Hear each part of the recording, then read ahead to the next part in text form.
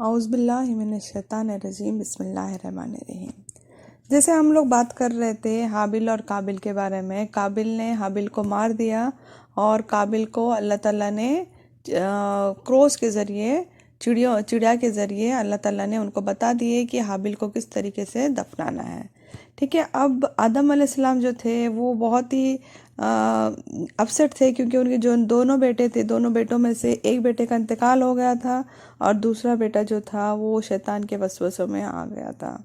اللہ تعالیٰ نے آدم علیہ السلام کو بہت ساری اولاد دیا تھا، میں نے جسے آپ کو پہلے بتا دی کہ اللہ تعالیٰ نے آدم علیہ السلام کو بہت ساری اولاد دیا، پھر گرینڈ چلڈرنز بولتے ہیں نا، ان کے بچوں کے بچے بھی ہوئے۔ تو آدم علیہ السلام ہمیشہ ان بچوں کو سب کو بٹھا کر ہمیشہ یہی بولتے تھے کہ کس طریقے سے شیطان کے وسوسے سے دور رہنا ہے، کیونکہ آدم علیہ السلام جنت سے نکالے گئے تھے شیطان کی وجہ سے۔ تو آدم علیہ السلام اپنی خود کی ایکسپیرینس اپنے منہ زبانی کرتے تھے ان کو کہ میں جنت میں تھا اور مجھے کس طریقے سے وہاں سے نکالا گیا۔ تو ہمیشہ بچوں کو وہی بولتے تھے کہ اللہ تعالیٰ سے ڈرنا ہے اور شیطان کی وسوسے سے بچنا ہے۔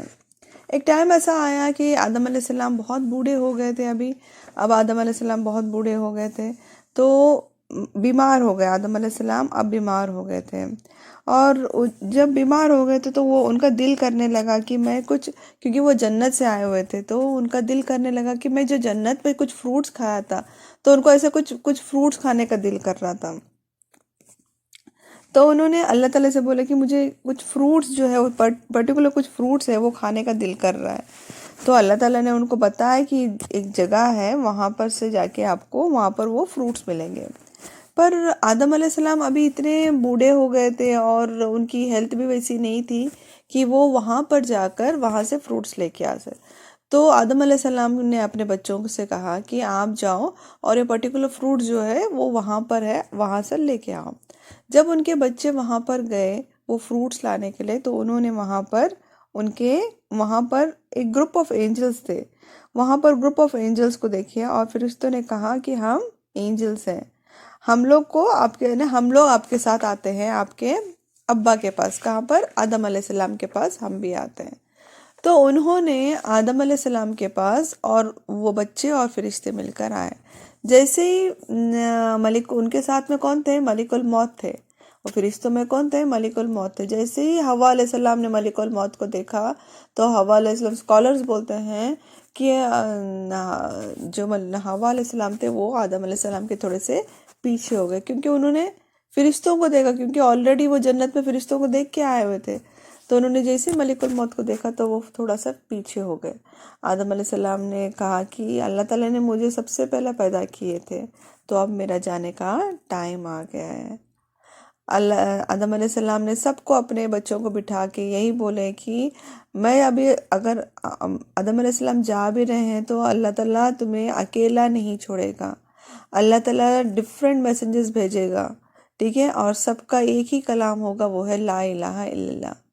صرف اللہ تعالیٰ کی عبادت کرنا ہے اور شیطان کے وسوسے سے بچنا ہے، اللہ کے سوائے کسی کی بھی عبادت نہیں کرنا ہے، ٹھیک ہے؟